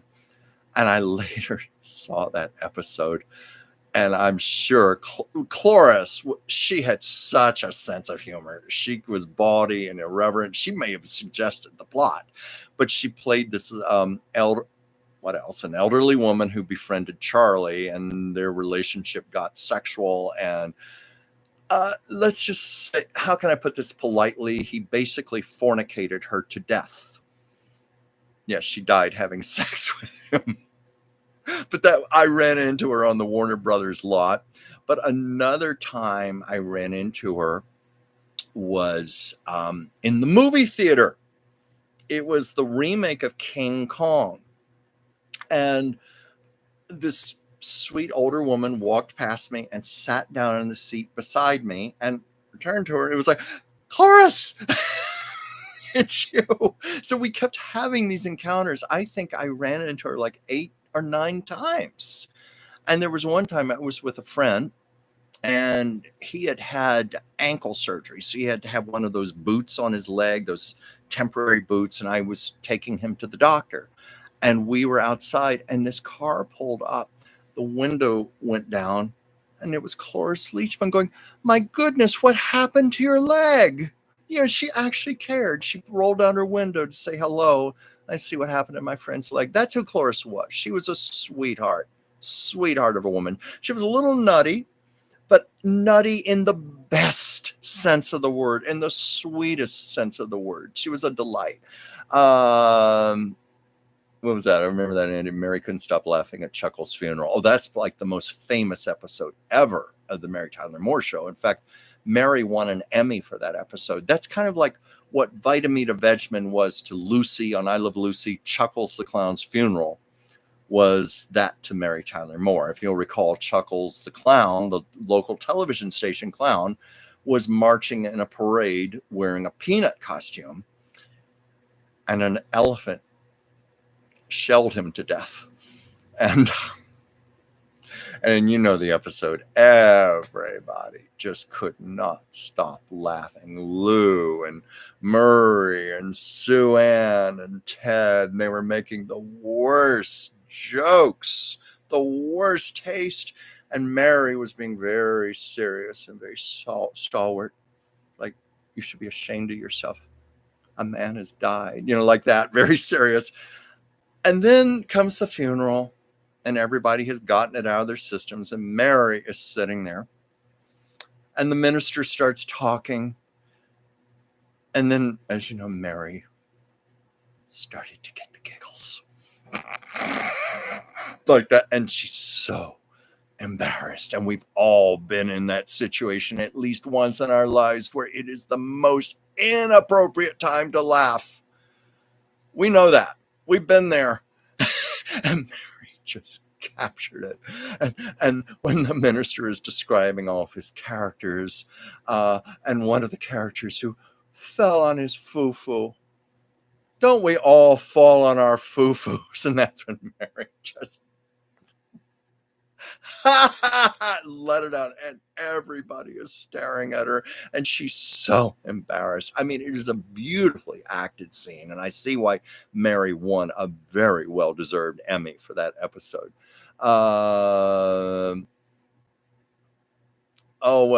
Joyce, I had a friend who named his dog Stella, so he could go out and call Stella. Well, there was also the joke, and I remember somebody mentioned this earlier, but it was on Will and Grace. And Grace was talking about their childhood dog they named Lady. And she said, the reason we named her Lady, so we could all go, hey, Lady! Little homage to Jerry Lewis there. Anyway, was Kathy Kinney from Drew Carey related to anybody famous? I don't know. She was a good actress because, she played such an obnoxious character, and I'd see her on talk shows. She was not like that, very soft-spoken. And of course, she didn't wear all that awful makeup and stuff either. Let's see, what are some other comments here? The ones. Oh, yes. I knew that when Chuckles appeared on an earlier episode of Mary Tyler Moore, he was played by Valerie Harper's then husband. Yeah. And in fact, Richard Shaw, I think he auditioned for the role of Joe, Rhoda's husband, when they gave Rhoda her own show, and he got rejected because he wasn't Rhoda's type. That was because Rhoda was a very different woman from Valerie Harper, and they just felt he was not Rhoda's type, and he would be believable as her husband, even though he was her real life husband. And, I've told on here before that, I was friends with David Groh. And I guess I might as well admit who the woman was who was on That Girl Who Got Fired because of Marlo Thomas. It was Kristen Anderson Groh, David Groh's wife. I hope she wouldn't. Kristen, forgive me. I hope I'm not betraying your confidence here, but I think you've told the story. But David Groh was a lovely, lovely man. I adored him. I adored both him and Kristen. And he would tell me a little about working on Rhoda. And he said, oh, yeah, I remember one day he came in, the episode, Rhoda's Wedding. Just a classic Rhoda's Wedding. And at the time, I think in 1974, it had the record I think it beat The Birth of Little Ricky as the all-time highest rated episode ever. It came close to it. It was very high. And David Groh came in and he said, I want you to see something. It was a residual check for that episode for 37 cents. And he said, can you believe it? The highest rated single episode in the history of television. And this is my royalty from it, 37 cents. But I thought that was funny. He brought that up to me. What was this, Sandy? I thought I saw somewhere mentioned on her show she was related to a famous comedian. And I don't remember ever saying anything about Kathy Kenny. I may have said about somebody else. I really don't know much about Kathy Kenny. So I don't know. Yes, David Groh played Rhoda's husband, Joe. That's what I was mentioning. And, and I always sense there was a little bit of bitterness how they wrote him out of the show.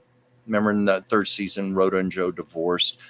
I never pressed that with him. I never asked him because I could tell it was not a happy topic. He did not want to talk about that. And I was also I was graciously invited by his dear wife, Kristen, to come to his memorial service. And I couldn't go because I couldn't get out of work that day. But I heard that Valerie Harper gave a beautiful eulogy for him. And I'm kicking myself for not getting out of work to go to his memorial service. They had it in a theater, a stage theater, because acting was his life. And Kristen was very upset by the LA Times obituary because they made the whole focus of it about Rhoda. Like that's what he was known for. And Kristen was so upset because David had a big acting career in his own right, lots of stage and television. And she called the LA Times up saying how unhappy she was with that obituary, that it should have mentioned more of his work, but it made it all about Rhoda. Yeah, Ward, I heard that. It was so people threw parties in their homes for Rhoda's wedding. Well, it was much like the final episode of MASH in 1983, which I think it went on to break the record as the highest rated individual show of all time. And maybe that's been topped since then, but 1983, but people were throwing MASH parties in their home for that. It was a big event. It was very different in those days, before the proliferation of cable and streaming and internet and YouTube and stuff, when you just had primarily the three big networks, and audiences were much, much larger and more concentrated for these shows. Like when I Love Lucy was on, sometimes as much as 3/4 of the nation would be watching the show at the same time. And I always kind of liked that, when I was a kid, knowing that, because I don't know about you, but I always felt like I was part of those millions of people, like we were all watching this show together. So it was hard to ever feel lonely. When you had your TV on, you knew you were part of this great audience. Let's see, anybody watch the show? Whose Line Is It Anyway? I've heard of that. I didn't watch that too much. And then Drew Carey was the host. And they had Sid Caesar as a guest star. Interesting, was Sid Caesar was a masterful mime artist. I think that's the word for it. I mean, he just brilliant. He and Imogene Coca both. And I've mentioned this before, many years ago in the early 90s at the Geffen Theater in Westwood Village, near UCLA. He and Imogene Coca did a 2-person stage play where they recreated a lot of their routines from your shows. And at the time, I think he was 81 and she was 85. And I just marveled at how sharp and adept the two of them were. I mean, their timing was impeccable. Their physical comedy was impeccable at their ages to still be able to do that. And I've always been grateful I got to watch those two masters perform live. What was this here? Let's see, where's some other comments here. Sid was also a master of languages. I think I've heard that. He was a complex man. I believe the Alan Brady character on the Dick Van Dyke Show was based directly on Sid Caesar. I think he was based on several big egotistical variety show stars at the time, but I think Sid Caesar was the biggest part because Carl Reiner used to write for him. Let me see, it was quite amazing. Carl Reiner, Mel Brooks, Woody Allen, Neil Simon. They were all writers on the show. Can you imagine having all those geniuses writing for you? But I don't know what Sid thought of the Dick Van Dyke Show, because Alan Brady could be quite a pompous ass, intentionally written as so. Imogene was brilliant and fearless, but extremely shy off stage, and also she had a tremendous fear of driving and being in cars. After she had a horrible accident in the early 70s, car accident. She was thrown through the windshield and one of her eyes went into the rear view mirror. She lost one of her eyes and she had a glass eye for the rest of her life, but she was understandably terrified. Danny, hi. Thank you for joining. These comments are moving so fast here. I got to back up here. Please forgive me when I miss people or I miss something. I never intend to be offensive to anyone here, and I try very hard to acknowledge everyone because I appreciate you. Danny, I'm doing pretty good, just dealing with all this heat we're having here in LA. Chris, no, I never met Van Johnson. No, boy, there's stories about him. And I don't want to be tawdry about it, but there are stories about, how he had to hide his sexuality. The studios had to go, MGM in particular, had to go to great lengths to kind of present a more masculine side of him to the public. But there was, no, I'm not going to tell that story. There's one, sometimes I have a friend who loves to post clips from The Love Boat, mainly because the show was so campy. And there's this episode with Ethel Merman and Van Johnson. And it's Ethel in her stateroom giving Van Johnson a pep talk. And she launches into, you'll be swell, you'll be great. Everything's coming up roses. And there's Van listening to her. And somehow they managed to fit an 80-piece orchestra into her stateroom. And it's Ethel being Ethel. And people were making comments, well, Van probably had to turn down his hearing aids to be that close to Ethel singing at full blast like that. But it's kind of fun to watch stuff like that. Did I ever watch the original Electric Company? Yes, as a matter of fact, I did. There's a fantastic player named Jim Boyd who could do zillions of accents and characters. Alas, he didn't become famous outside the show. I don't remember him. What I remember mainly about the Electric Company, you had two Oscar-winning actors on there. You had Rita Moreno and future Oscar winner Morgan Freeman. And they became very close friends. I understand they're very close to this day. And Rita Moreno was telling a sweet story of how she was getting her star on the Hollywood Walk of Fame. And Morgan Freeman flew out here on his own dime, at his own expense, to be there with her when she got her star. And Jim, you're saying Selma Diamond was the writer who inspired Rosemary's character, Sally Rogers. I've heard that, yeah, because Selma Diamond was like the one female writer on your show of shows. But as I mentioned earlier in the show, Madeline Davis from I Love Lucy, Madeline, she was originally Madeline Pugh, Madeline Davis, Madeline Martin, but Madeline also inspired the character because she, in those days, it was rare to have female writers on shows. But, I think Selma Diamond may have had more influence because Carl Reiner worked with her on your show of shows. Also, Selma's personality was a little more like Sally Rogers also, I think. I'm sure they worked that in there. And gosh, my comments just went blip off the screen again here. Let me scroll back here. Electric company. Let's see. Just to me speaking of Mary Tyler Moore, where Mary let it blurt out in an interview that Alan Brady was bald. Well, that was the Dick Van Dyke Show. And Mary also won an Emmy for that episode. It was called Coast to Coast Big Mouth, and it's classic.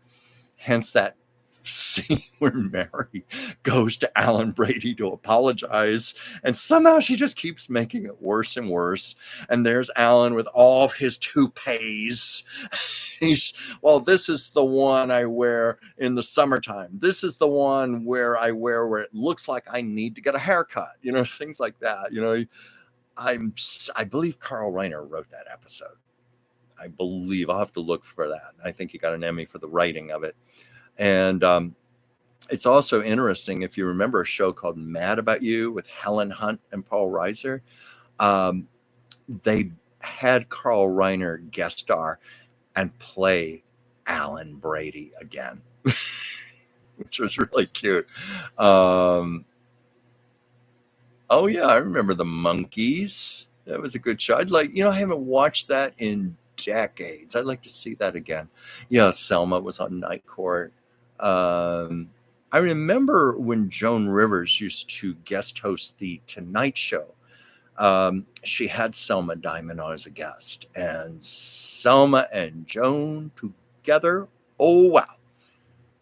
It was like watching tennis players hit the ball back and forth across the net.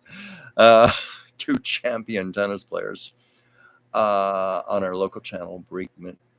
Breekman Bill was sponsored by Ivar's Famous Fish and Chips and his sidekick named Ole, who spoke with a Norwegian accent. He wore a funny hat and played the accordion. Where I grew up in Virginia, there was a show, local television, kind of like Chuckles the Clown was the local television clown. I remember one of the local TV stations where I was growing up, there was a show called Cactus Joe. And it was this guy, some middle-aged guy with a cowboy hat and a big mustache and, and his pistols. And there was his sidekick was a woman named Sweetie. And I think they called it Cactus Joe and Sweetie. And the show looked like it had a budget of $1.98. And I looked it up on the internet, and unfortunately, there are no videotapes in known existence of the show other than a few still photos. I was so sorry because I would have loved to have seen an episode of that again. It was done in Roanoke, Virginia. My hometown was about 70 miles from there, but we used to go to Roanoke about every 2 months to go shopping. And my mother came to me. We were in Sears. And they had a dining court in there, like a little cafeteria, coffee bar type thing. And my mother came very excited. Chuck. I was like 5 years old. And she goes, come with me. It was Cactus Joe eating a chicken sandwich or something. And he waved to me, and I was a little shy to approach him. I was a little scared. I just kind of stood there frozen in place. Now I think about it, that was my first celebrity encounter. Cactus Joe.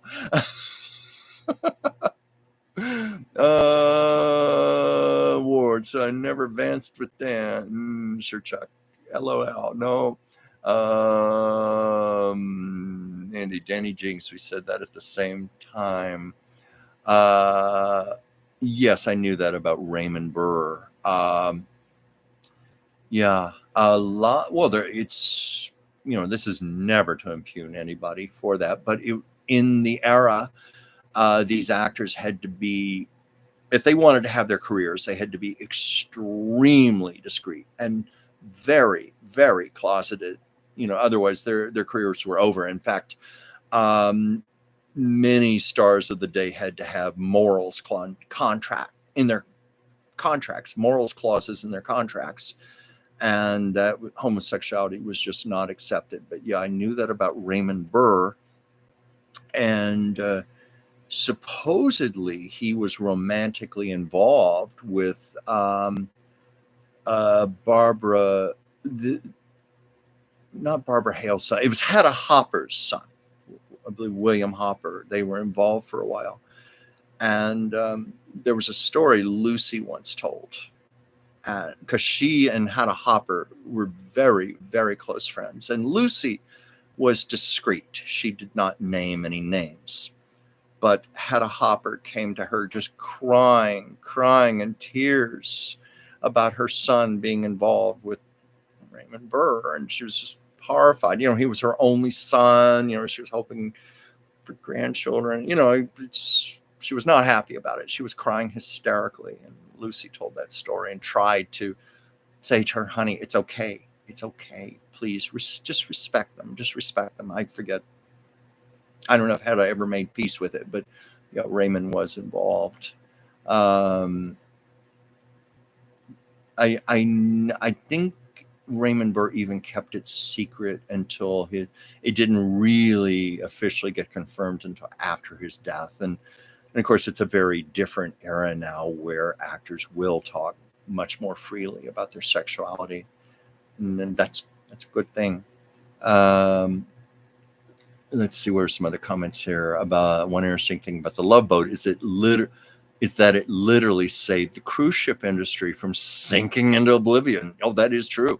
That is true. The cruise ship industry rose dramatically during the years that show was on. In fact, I think there was a real Pacific Princess ship even. I think that ship has long since been decommissioned and is now scrap metal somewhere. Let's see where some other comments. Let's see. That's where it went so hard to create a son who died young, but it wasn't until his death that they discovered his son never existed. Oh wait, it's got a message from Anastasia here. I actually feel a lot better. Let me see. It disappeared from my computer screen here. Let me see what she said. I'm going to give the message live here.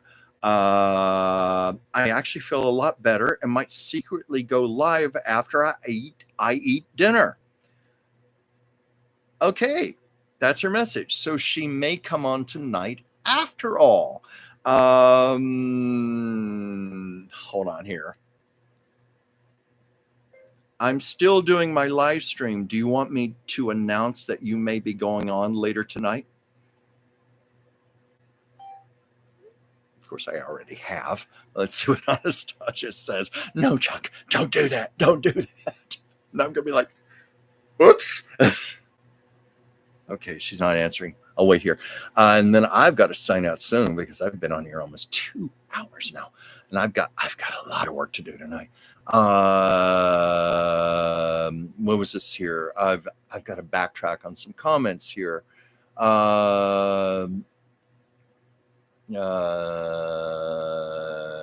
Danny, same with mental illness patients like myself when I was ages 11, 21 between 1996 and 2006. Yeah, I'm glad our world is changing in this respect where we don't have to hide so much. Just hide your authentic self. Andy, did anybody see my mad about you comment?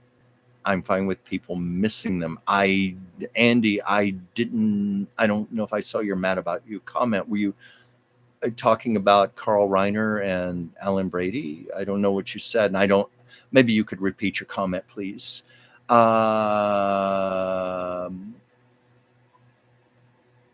Let's see, I'm looking here. People going, yay, Anastasia. Yeah, I missed the mad about you comment. Well, hopefully you'll repeat it, Andy.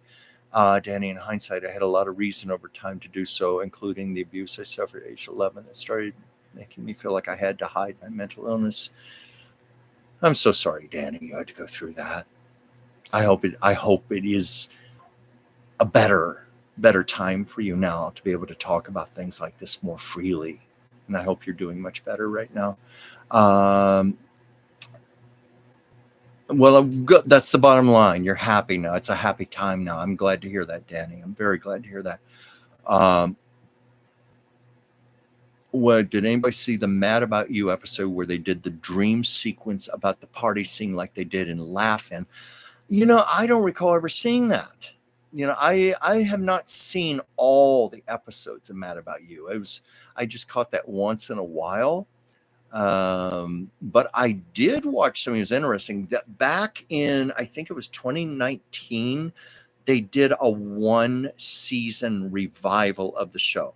Strictly a 1-season revival showing the characters of Paul and Jamie as they are now, with their daughter Mabel now grown up and going to college. And it addressed things like empty nest syndrome, the marital problems they had from, because at this point, I think they'd been married like more than 25 years. So it was a very honest assessment of two people who've been married that long and some of the problems that would come up, and things weren't quite so idealistic as when they were younger.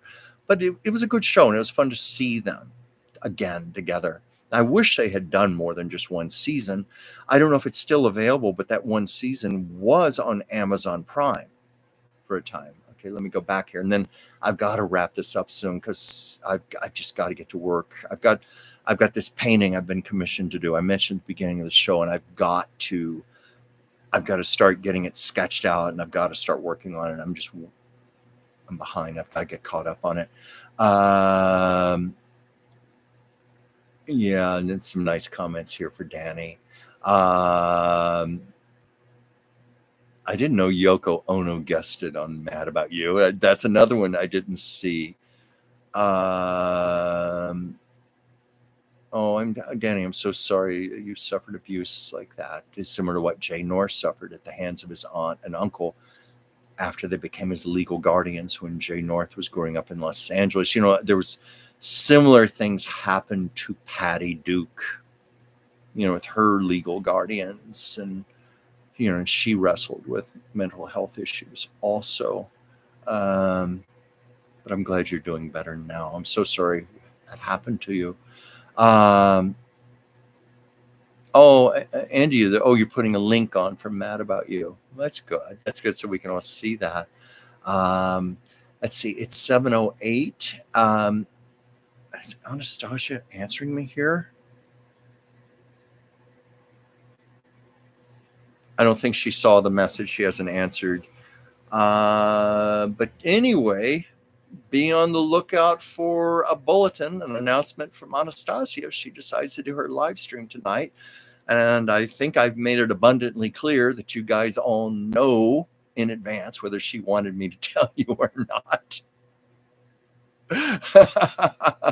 And yes, of course, I'll give Sasha a big hug. I don't know where she is right now. She's probably in my kitchen being close to the air conditioning right now. But what are some of the comments here? Red Rose, I too don't. I'm on that. Jim's saying, don't worry, I'm on the lookout. Yeah, I know she'll really appreciate you. I'll do what I can if I can get her to see my messages, see if I can nudge her. Like, the earlier, the better, since a lot of you are on the East Coast and the central part of America, and it's getting late for you. Ward, you just said it's getting close to your bedtime. Wait, she just answered here. I'm in trouble. She answered, no, you don't have to announce that, but thank you. As soon as I get off of here, I'm going to write her and kind of spill the beans that I did spill the beans. So forgive me, Anastasia. But folks, it's live. It's real time. I think she'll have a good laugh about this, as I'm trying to laugh about it too. Be on the lookout. She told me not to tell you that, but I've already told you. Did anybody have a final comment or question before I sign off? Yes, too late. Too late. The beans were already spilled. Yeah. But anyway, tomorrow I will be on Dr. Whimsy Anderson's show, Taco Tuesdays, where I am every Tuesday. And this week, I don't think we're doing a Thursday show because she's going to be in Guatemala. But we'll definitely be doing our Shuzi show tomorrow. And that's a very different thing from this, because that, it's the two of us talking about a lot of news events, current things, and we do some intuitive readings on there live. But I'm proud of it. Right now we're reaching about 10,000 people a show. So I'm excited. And of course, I'm just honored to work with my dear friend, Whimsy. She's been very, very good to me. She's the one who's been my mentor, got me to doing this show right here. And one day I'll get back into posting more videos when I have the time to do it. But anyway, I'm going to sign out. I thank you for being here very much. It means the world to me also to have you. And I will be back here. Let's see, is next week Labor Day? I think next Monday is September 1st. I should be here. And, my usual time, 5 p.m. Pacific, 8 p.m. Eastern, which are the times for Whimsy's show also. And Danny is saying, and hope Anastasia will forgive me for my transgression. I think she will, though it is kind of a oops. Other than that, see you next week. Yes, see you, Danny and Jim. And Jim, thank you for your kind words. I appreciate that very much. I appreciate every single one of you. And Andy, for your information, my birthday is September 7th. Well, we'll have to make a point of wishing you a happy birthday on that day. And I hope you do something to honor yourself, Andy. Something really fun just for you. Because I think that's important, that we show love to ourselves. We celebrate ourselves. We show gratitude for another year on this earth. So anyway, we'll all be wishing you a happy birthday around that time. My birthday was July 8th. I already had my big birthday for this year, and it was big enough. I'm at that point now where, all those jokes we make about, oh, I need a fire extinguisher. No, I need the fire department to put all of the candles on my cake right now. That's not too much of an exaggeration anymore. Anyway, folks, I'm going to sign out for now. I'm going to, Jim, so your birthday is December 21st. I think that, you're not, I think you're not, well, Joyce, you can answer this better than me. I think that makes you're not a Capricorn just yet. You're I believe a Sagittarius. Is that correct? Yes, Sagittarius. I was going to say that I have some reason, I guess it's because I'm a Cancer. It's my polar opposite, but I have a number of good friends who are Capricorns. I think one of the reasons I get along well with Capricorns, and Joyce, you know this, I have a Capricorn moon. Oh, wait, was this Andy? Check next week, if I may ask. Can we talk about how you first met Anastasia? Oh, yeah, I can talk about that. We met at work. We worked together. But I'll tell that later next week. And you can ask Anastasia also the question. You can have both our versions of the story. Okay, so I'm going to. Red Rose is saying, who is Anastasia? Anastasia is one of my very dearest friends in the world, and she also has a live stream. And she normally comes on at 7 p.m. Mondays, around the time I wrap this show up. And we often joke that a lot of my audience goes to her. So this is the double feature. But she does 3 live streams a week and sometimes more. And she's a lot of fun. Red Rose, she's a very talented artist. She's got a brilliant intellect, and she also is a born stand-up comedian. So you should check her out, at least one of her shows, and see if she is your cup of tea. And yes, Andy, thank you for pointing out her channel is The Sacred Spears, and Andy spelled that out there. Yes, she is beautiful, more that ways than one. Red Rose, how do I find her? I look and not find her there. Well, no, it's the Sacred Spears channel. And, and of course it's spelled out by Andy. And you'll always see when she's doing a live show. And plus she has all of her shows archived on there. So you can check her out that way too. And she posts a lot of videos. She's been a lot better about it than I have lately. And no, I think I just missed Capricorn. Yeah, you did, because you had to have been born December 22nd to have been a Capricorn. You're indeed a Sagittarius. But your mother is under the sign of Cancer, and that's my sign, Cancer. Let's see, where's my 9 years, my cousin, 9 years older than me, Danny. Yeah. Well, anyway, folks, I'm going to, before it gets too long here, because I've been on 2 hours and close to 2 hours and 15 minutes now, and I'm having fun, but I've got to get to work on this painting. I've got a lot to do tonight. Plus, I also have to do my homework in preparation for the show with Whimsy tomorrow. So I hope you'll please forgive me if I sign off right now. And yeah, I have an Instagram, but I haven't been on there in forever. And mostly I use Instagram for my artwork. That's about the only thing I ever post on there. And I haven't posted on there, I think close to 2 years. I got burned out with a lot of social media, and I just have so much to keep up with in my life. Not that I don't appreciate social media. It's been very good for me. It's brought me a lot of jobs, a lot of attention, a lot of art assignments. In fact, my 2 greatest art assignments ever came because of Facebook. Getting the job to do artwork for James Dean's home down in Fairmount, Indiana, and also my favorite one of all, doing original paintings that now hang in the living room of Lucille Ball's childhood home in Celeron, New York. And the owner she spent a fortune of her own money restoring that house from top to bottom, even tracking down original pieces of furniture, having wallpapers recreated.